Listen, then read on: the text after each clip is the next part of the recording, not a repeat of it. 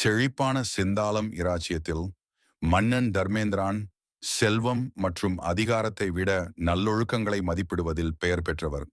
ஒரு நாள் புதிய முதலமைச்சரை நியமிக்க மன்னர் முடிவு செய்தார்.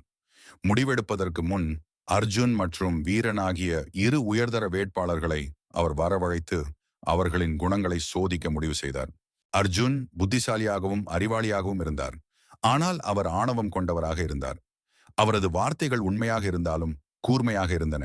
மேலும் அவர் மற்றவர்களை மரியாதையுடன் நடத்துவது அரிது. மறுபுறம் வீரன் அடக்கமாகவும் மென்மையாகவும் இருந்தார். மேன்மக்களாக இருந்தாலும் சரி, சாமானியராக இருந்தாலும் சரி, எல்லோரிடமும் அன்பாக பேசினார்.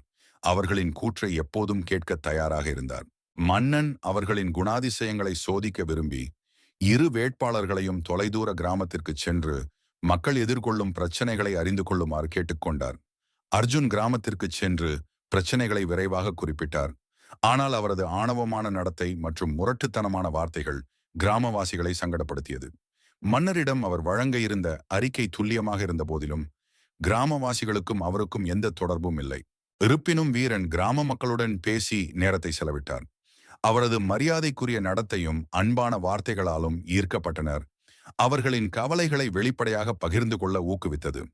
அவர் விரிவான தகவல்களை சேகரிப்பது மட்டுமல்லாமல் கிராம மக்களுக்கு மதிப்பும் நம்பிக்கையும் அளித்தார். இருவரும் திரும்பி வந்ததும் அரசர் அவர்களின் அறிக்கைகளை ஒப்பிட்டு பார்த்தார். அர்ஜுனின் அறிக்கை உண்மையாக இருந்தாலும் வீரன் ஆழமான புரிதலையும் அனுதாபத்தையும் காட்டியது.